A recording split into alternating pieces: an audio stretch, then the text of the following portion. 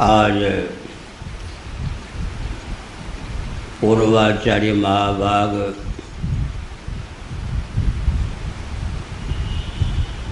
का आराधना दिवस है। आज के दिन वाराणसी श्री वृंदावन भवन में उन्होंने पांच भौतिक शरीर का त्याग किया था।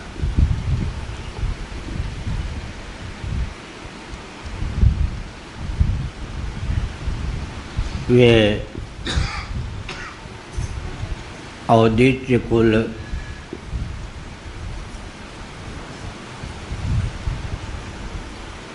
के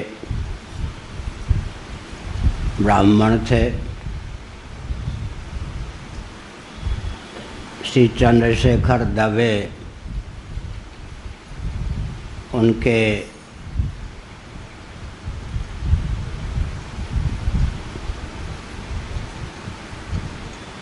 नाम थे।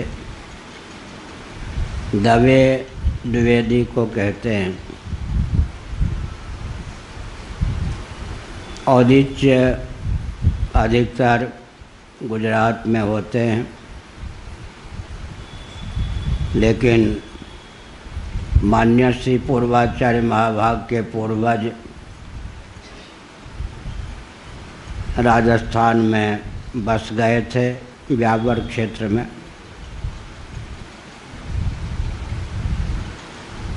हमारे पूज्य गुरुदेव धर्म सम्राट स्वामी श्री करपात्री जी महाभाग को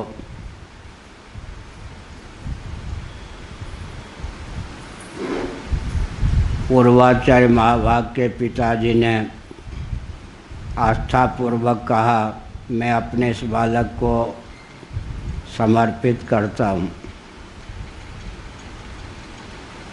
पूज्य गुरुदेव ने कहा, योग्य बनाओ, समय आने पर मैं इस बालक का राष्ट्र के हित में उपयोग और विनियोग करूँगा। वाराणसी आदि क्षेत्रों में महाभाग ने विद्या अध्ययन किया।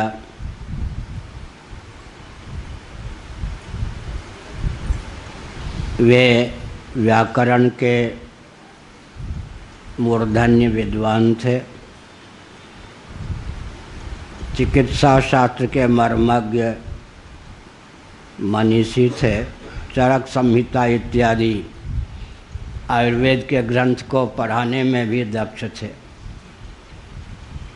धर्मशास्त्र का उन्होंने विधिवत अध्ययन और अनुशीलन किया था। दर्शन शास्त्र में भी उनकी अद्भुत गति थी। साथ ही साथ गुजराती, राजस्थानी, हिंदी, संस्कृत, भोजपुरी और इंग्लिश में वे अपने मनोभावों को दक्षतापूर्वक व्यक्त करने में समर्थ थे।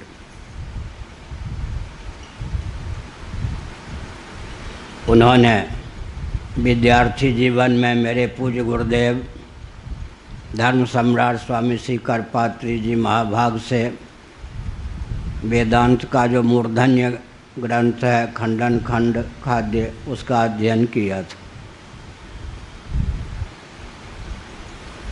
धर्म संघ का मंच उन दिनों पूरे विश्व में विख्यात था।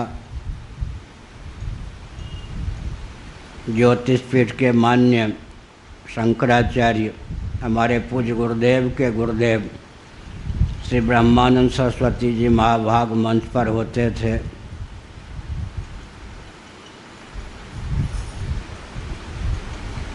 कालांतर में ज्योतिषपीठ के मान्य शंकराचार्य श्री कृष्ण बोधाश्रम जी महाभाग और द्वारका के मान्य शंकराचार्य तथा पुरी के मान्य शंकराचार्य एक साथ धर्म संघ के मंच पर होते थे। आज जिसे नेपाल कहते हैं, उन दिनों भी नेपाल ही कहते थे। आज जिसे बांग्लादेश कहते हैं, पाकिस्तान कहते हैं, भारत कहते हैं, भूटान कहते हैं, और कभी कभी वर्मा और श्रीलंका के भी उद्भट संस्कृत के विद्वान धर्म संघ के मंच पर एक साथ होते थे। महामहोपाध्याय गिरधर शर्मा चतुर्वेदी आदि महानुभाव धर्म संघ की शोभा बढ़ाते थे। एक ऐसा मंच विश्व को सुलभ हुआ था जिसके कारण सनातन धर्म उज्जीवित रह सका। शास्त्रार्थ में उस मंच की शोभा बढ़ाने वाले हमारे पूर्वाचार्य जी अत्यंत निपुण थे। विपक्षी को खंडन खंड खाद्य की शैली में अपना कोई पक्ष निर्धारित किए बिना ही पलायन करने के लिए बाध्य करने वाले शास्त्रार्थ के कुशल मनीषियों में थे। एक बार महामहोपाध्याय गिरधर शर्मा चतुर्वेदी जी ने मंत्र ब्राह्मण का नाम वेद है, मंत्र भाग को मुख्य माना, वेद माना, ब्राह्मण भाग को आर्य समाजियों की शैली में मानो उसकी व्याख्या के रूप में स्वीकार किया। गिरधर शर्मा चतुर्वेदी जी उद्भट विद्वान थे, पूज्य हमारे गुरुदेव के कृपा पात्र भी थे। एक असमंजसपूर्ण स्थिति मंच पर उत्पन्न हो गई। जिस पक्ष का निराकरण धर्म संघ के मंच से होता था, अपने पक्ष के ही महानुभाव ने उस पक्ष को सिद्धांत के रूप में ख्यापित कर दिया। पूज्य गुरुदेव ने एक मार्ग निकाला। हमारे पूर्वाचार्य जो उन दिनों गृहस्थाश्रम में चंद्रशेखर दवे के रूप में प्रसिद्ध थे, उस मंच पर विराजमान थे। पूज्य गुरुदेव के दीक्षित शिष्य थे। महाराज ने घोषणा कर दी कि मेरा और चंद्रशेखर दवे का कल से शास्त्रार्थ होगा। इस विषय को लेकर कि मंत्र का उत्कर्ष है या ब्राह्मण का, वेदों का ब्राह्मण भाग सचमुच में वेद है भी या नहीं, या वेदों की व्याख्या तक ही सीमित है। श्री निरंजन देव तीर्थ जी महाभाग ने कहा, आप मेरे गुरुदेव हैं, मैं आपसे शास्त्रार्थ कैसे कर सकता हूँ। उन्होंने संकेत किया कि मेरी आज्ञा से। बहुत कुतूहल हुआ कि कल से गुरु शिष्य में शास्त्रार्थ होगा। शास्त्रार्थ के व्याज से गिरधर शर्मा चतुर्वेदी जी का हृदय परिवर्तन करना था। तो पूज्य गुरुदेव ने लीला पूर्वक पूर्व पक्ष ग्रहण किया और श्री चंद्रशेखर दवे जी ने उत्तर पक्ष। अंत में शास्त्रार्थ को देखकर गिरधर शर्मा चतुर्वेदी जी ने कहा, सांकेतिक शैली में आपने हमारा हृदय बदल दिया, अब हम वही स्वीकार करते हैं जो आपने बताया। जब हमारे पूर्वाचार्य महाभाग विद्यार्थी जीवन में थे, उन दिनों गांधी जी कहा करते थे, ये ऐतिहासिक तथ्य है, विश्वविदित तथ्य है, कि हम वेदादि शास्त्रों को मानते हैं, लेकिन वेदों में कहीं भी अस्पृश्यता का वर्णन नहीं है। श्री चंद्रशेखर दवे जी ने कहा कि गांधी जी की मान्यता निरस्त करने योग्य है। दोनों में शास्त्रार्थ हुआ और अंत में गांधी जी हार गए।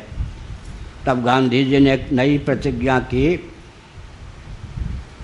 अब मैं वेदादि शास्त्रों को इसलिए नहीं मानूंगा क्योंकि उनमें भी अस्पृश्यता का वर्णन है।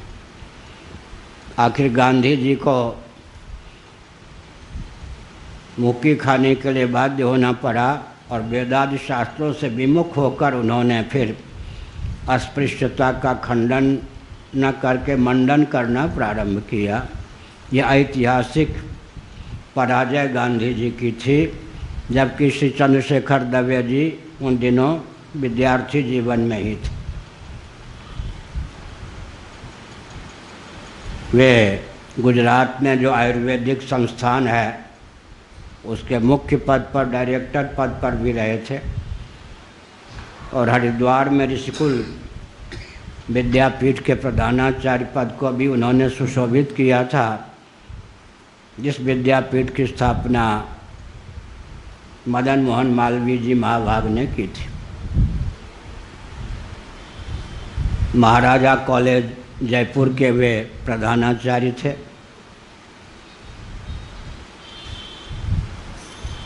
गोवर्धन मठ पुरी पीठ के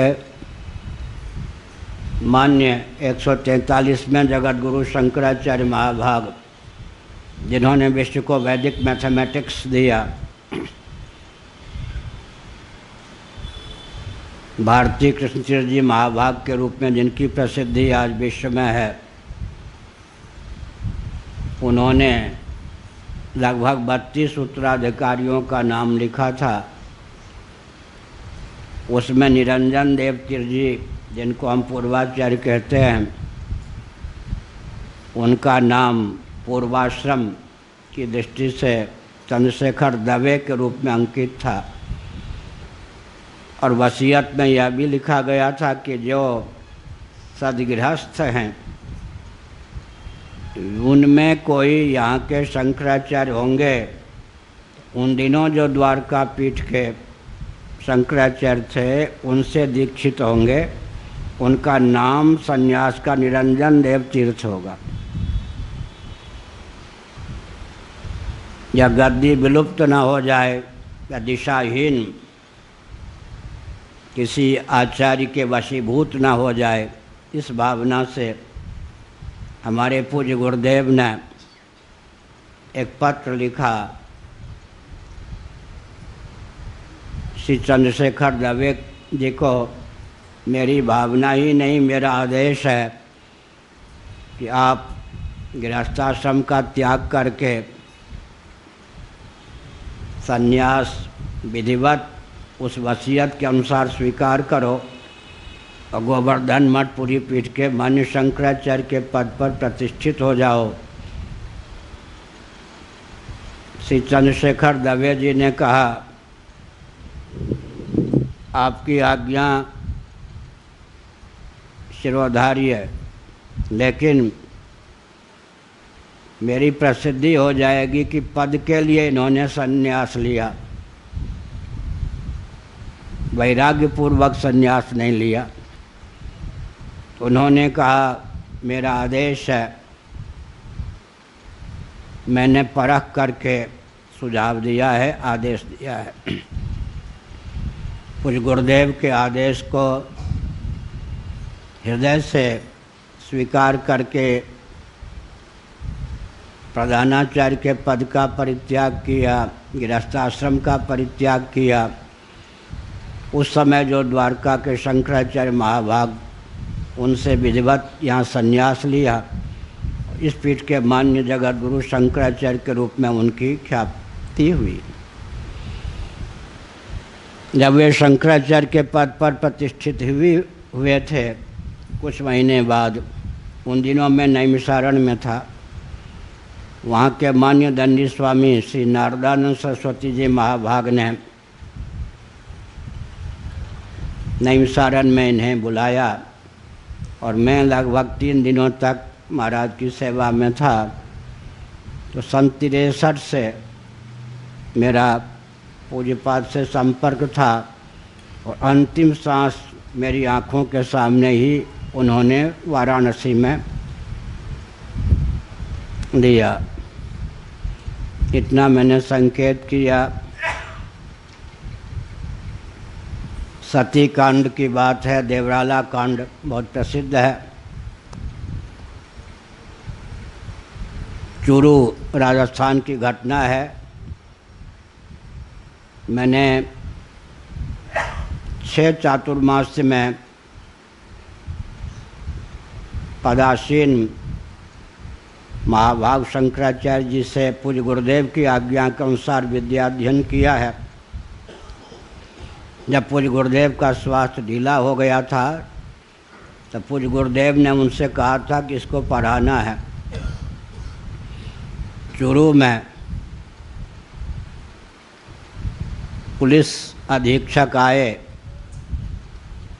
और पूज्यपाद से निवेदन किया कि महाराज आप प्रवचन मंच पर जाने वाले हैं, सती पर कुछ मत बोलिएगा, क्योंकि मुझे आदेश है कि अगर शंकराचार्य भी सती पर बोलें तो अरेस्ट कर लेना। मैं आस्तिक हूँ, ऐसा कठोर कदम मुझे न उठाना पड़े। पूज्यपाद ने कहा तुम आस्तिक हो, बने रहो, शासन तंत्र के आदेश का पालन करने के लिए तत्पर रहो, लेकिन मुझे तो सती पर ही बोलना है। तुम मुझे निग्रह करने का जो भी तुम्हारा आयाम हो उसकी सीमा में जेल में डालने की तैयारी करो।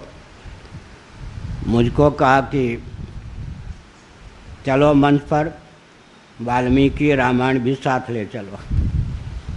मंच पर गए, मुझसे कहा पहले तुम सती पर बोलो। आध घंटे मैंने सती के महत्व पर प्रवचन किया।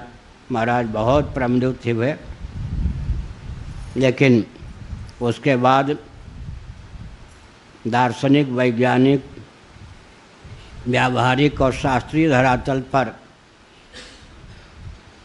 सती को जिस ढंग से गौरवान्वित किया, सती प्रथा का महाराज ने समर्थन किया, और बहुत ही दिव्य ऐतिहासिक दिवस था। अंत में सरकार हिल गई। सरकार ने महाराज के ऊपर कुछ निग्रह आदि का अभियान अपना निरस्त कर लिया। इतने बहादुर थे, सतीत्व के समर्थक, पक्षधर थे। पूरे भारत में समय हो रहा है, कहीं भी कोई सनातन धर्म पर आक्षेप करता,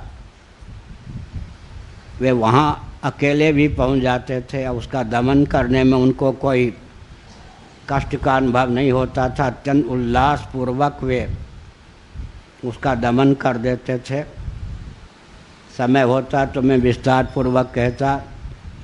7 नवंबर 1966 जिस दिन गोली कांड हुआ, गोपाष्टमी के अवसर पर लगभग 1200 गो भक्तों को इंदिरा गांधी जिन दिनों प्रधानमंत्री थी भुनवा दिया गया योजनाबद्ध ढंग से। कांग्रेस के अध्यक्ष कामराज के माध्यम से दक्षिण से अर्धसैनिक बल बुलाया गया था गो भक्तों को भूनने के लिए। सारी घटना मेरी आंखों के सामने है। लाल किला से लेकर पार्लियामेंट तक 10 लाख गो भक्त थे। गुजरात, छत्तीसगढ़, मध्य प्रदेश की देवियों को मैंने देखा है आँखों से। 10-10 महीने के बाल गोपाल को गोद में लिए हुए थीं। किसी की कल्पना नहीं थी कि इस तरह गोली से भून दिए जाएंगे। अटल बिहारी वाजपेयी जी, महावीर त्यागी जी, रामेश्वरानंद जी, प्रभुदत्त ब्रह्मचारी जी, ये सब बोल रहे थे क्रम से। उस मंच पर ज्योतिषपीठ के मान्य शंकराचार्य श्री कृष्ण बोधाश्रम जी महाभाग विद्यमान थे। पुरी पीठ के मान्य शंकराचार्य श्री निरंजन देव तीर्थ जी महाभाग विद्यमान थे। श्री प्रभुदत्त ब्रह्मचारी जी महाभाग विद्यमान थे। हमारे पूज्य गुरुदेव धर्म सम्राट स्वामी श्री कर्पात्री जी महाभाग विद्यमान थे। जैन मुनि सुशील कुमार उस मंच पर विद्यमान थे। भारत साहब समाज के अध्यक्ष भी उस मंच पर विद्यमान थे। घटना का वर्णन नहीं करना है, मेरी आंखों के सामने है। कुछ तथ्य उस नरसंहार को लेकर केवल मुझे मालूम है, क्योंकि मैं बद्रीनाथ से ऋषिकेश, ऋषिकेश से उस अभियान में सम्मिलित होने पैदल आया था। मेरठ में एक बाग में रात में चुपके से लेटा हुआ था, थका मांदा था। उस समय एक मुस्लिम दरोगा ने चीलम पीने वाले बाबा से जो बात की, उसके आधार पर मुझे मालूम है षड्यंत्र क्या था। योजनाबद्ध ढंग से गो भक्तों को भुनवाना पहले से निश्चित था। दिल्ली की पुलिस ने गो भक्तों पर लाठी गोली अश्रु गैस के प्रयोग से मना कर दिया था। तब हरियाणा और दक्षिण भारत आदि से छल पूर्वक गो भक्तों को भूनने के लिए अर्धसैनिक बल बुलाया गया था। गुलजारी लाल नंदा भारत के गृह मंत्री थे। उनकी आंखों में पट्टी डालकर यह घटना घटी। नंदा जी को कुछ नहीं पता कि प्रधानमंत्री ने गो भक्तों को भुनवाने के लिए क्या अभियान बनाया है। तो उसके बाद मान्य श्री आचार्य महाभाग ने एक व्रत ले लिया,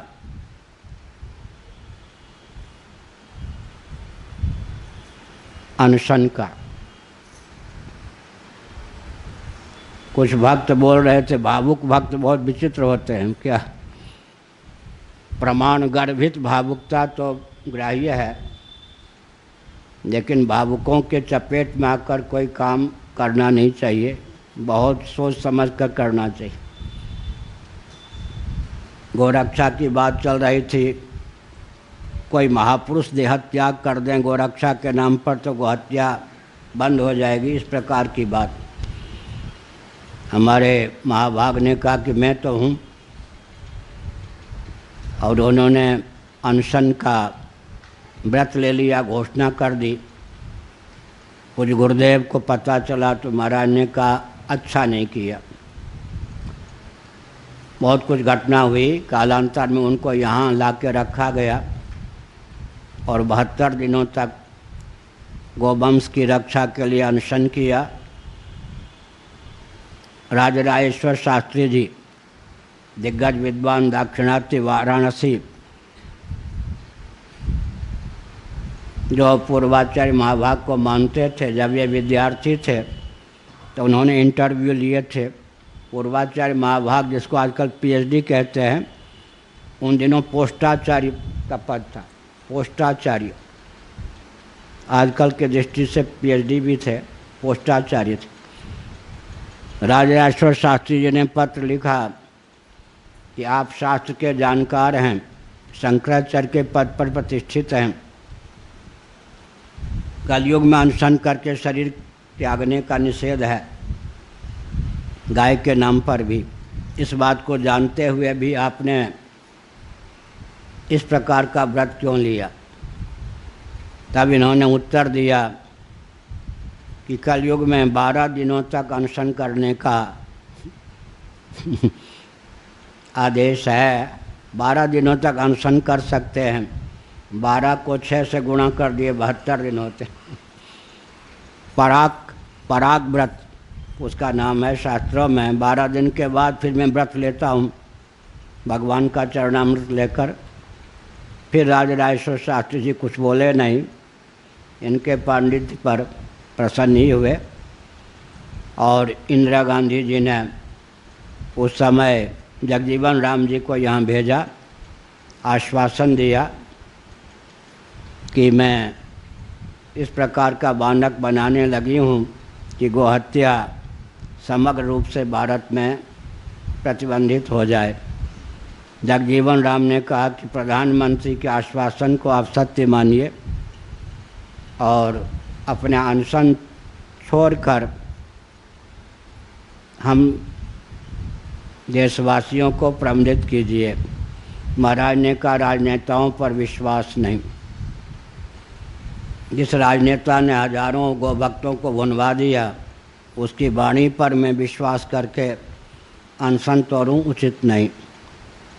नेपाल के नरेश ने प्रतिज्ञा ली थी, अगर पूरी पीठ के मान्य शंकराचार्य निरंजन देव जी महाराज अनशन के संदर्भ में देहत्याग कर देते हैं तो नेपाल मर मिटेगा लेकिन भारत पर हमला बोल देगा। यहाँ तक नेपाल नरेश का संदेश आया, ये भी मुझे मालूम। पूज्य गुरुदेव विशेष परिस्थिति में हमारे गुरुदेव यहाँ आए, उन्होंने कहा सरकार चाहती है और चाहेगी भविष्य में आप जैसे महानुभाव अनशन करके मरते रहें, देह त्याग करते रहें। सरकार का कुछ बिगड़ेगा नहीं, हमारा बिगड़ जाएगा कि आप जैसे महानुभाव नहीं रहेंगे। इसलिए गोरक्षा के लिए हमें जितना प्रकल्प निकालना है हम निकालेंगे। आप हमारे आदेश और अनुरोध को मानकर अनशन को समाप्त कीजिए। पूज्य गुरुदेव की विशेष आज्ञा पर उन्होंने अनशन बंद किया। मैंने सती को लेकर, गोवंश की रक्षा को लेकर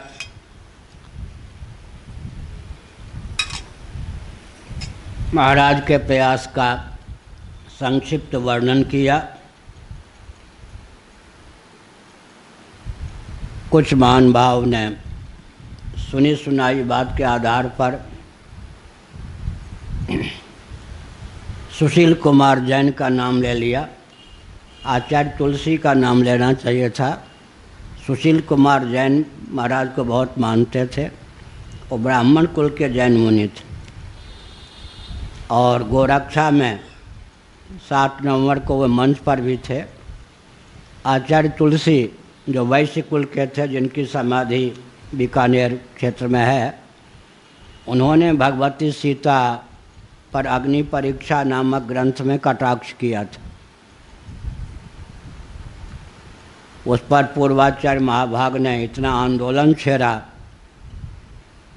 रामराज परिषद में जो MP रह चुकी थी प्रभावती राजे आदि सबों ने साथ दिया कि पूरा राजस्थान कुपित हो गया। और अंत में आचार्य तुलसी की वह पुस्तक प्रतिबंधित हुई। आचार्य तुलसी को मुक्की खाने के लिए बाध्य होना पड़ा। राजस्थान ने दिखा दिया कि भगवती सीता पर आक्षेप करने वाला राजस्थान का है ही, कोई सपूत क्यों ना हो, हम सह नहीं सकते। स्वामी राम सुखदास जी मुझे बहुत मानते थे। उन्होंने मुझसे कहा कि वो भगवती सीता को लेकर जो पुरी के शंकराचार्य जी ने क्रांति छेड़ दी, उस समय लगता था कि हनुमान कैसे रहे होंगे। एक हनुमान जैसा पराक्रम पूज्यपाद ने दिखाया।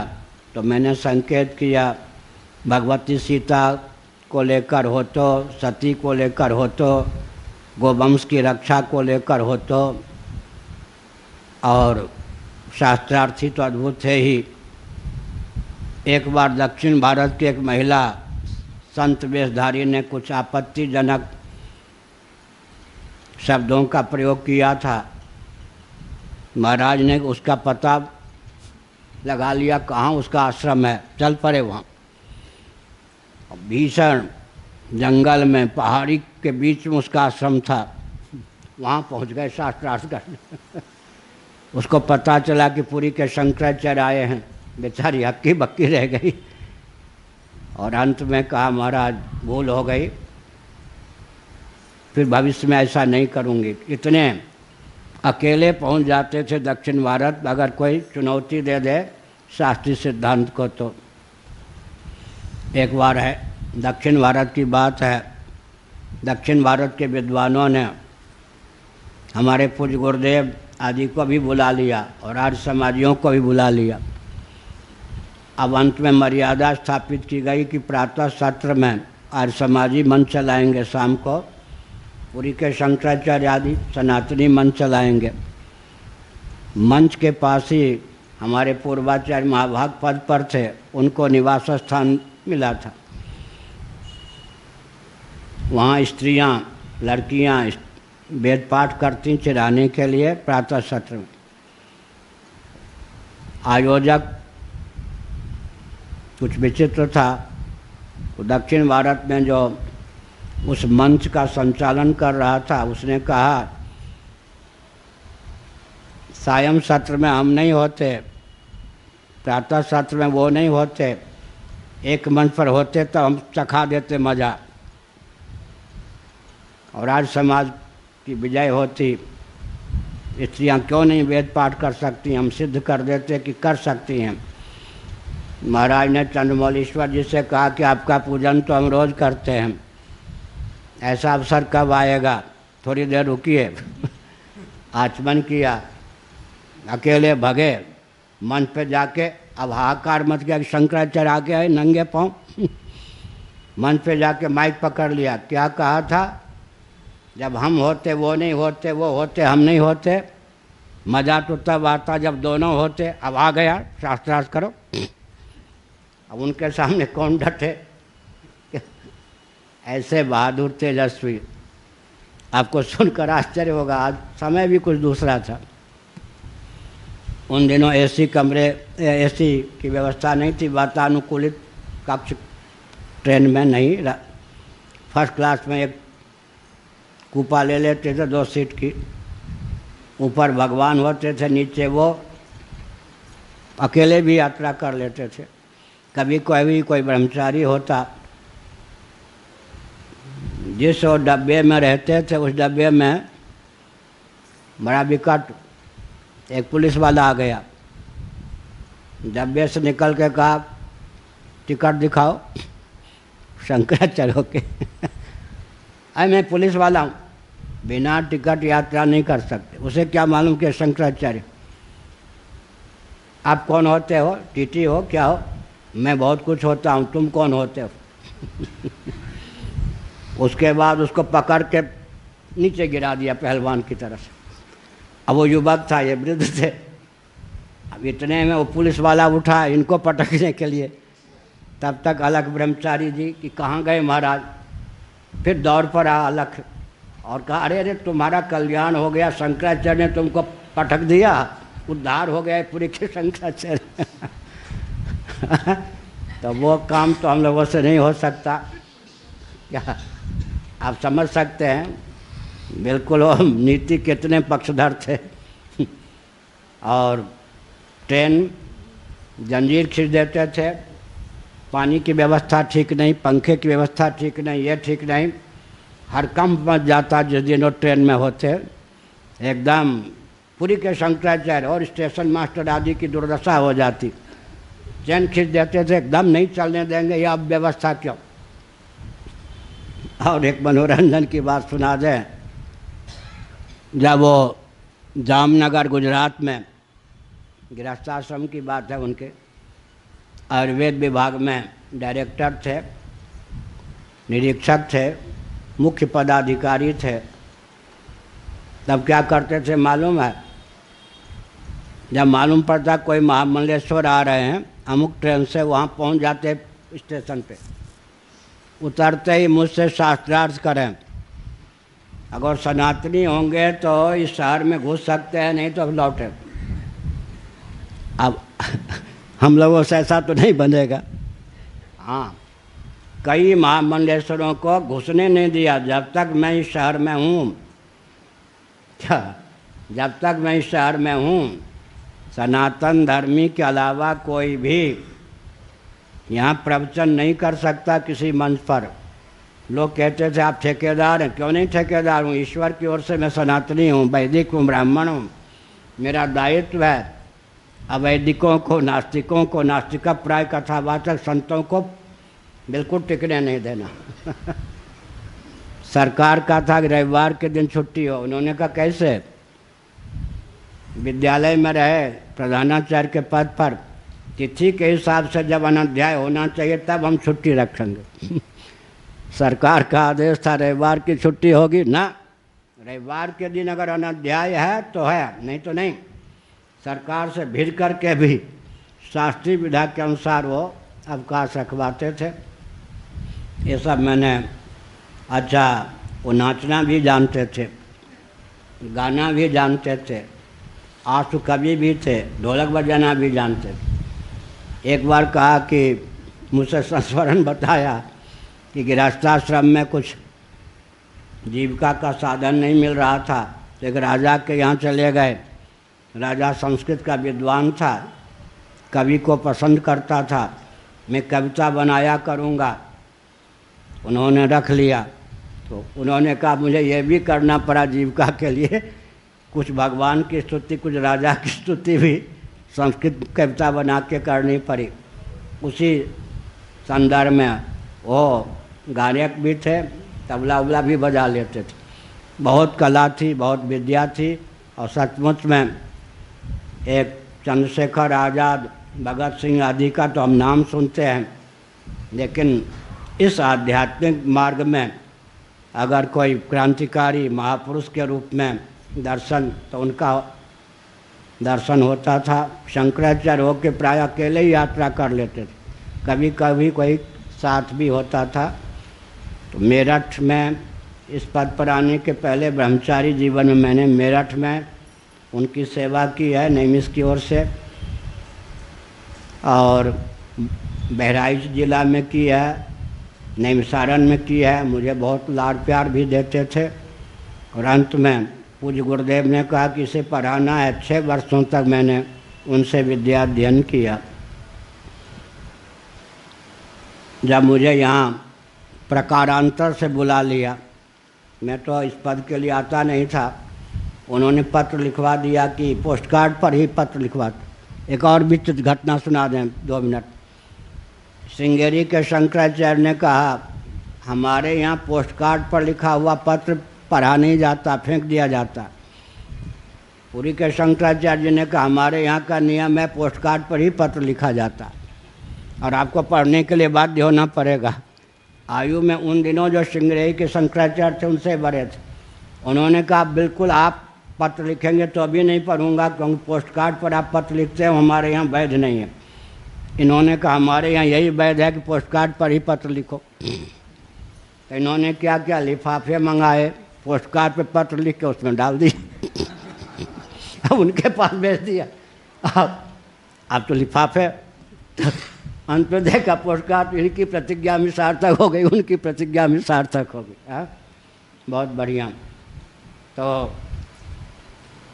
बहुत बढ़िया संस्मरण है। दिव्य महापुरुष, मंच की शोभा। एक बार पंजाब की बात है, एक व्यक्ति उठपटांग बोल रहा था आर्य समाजी।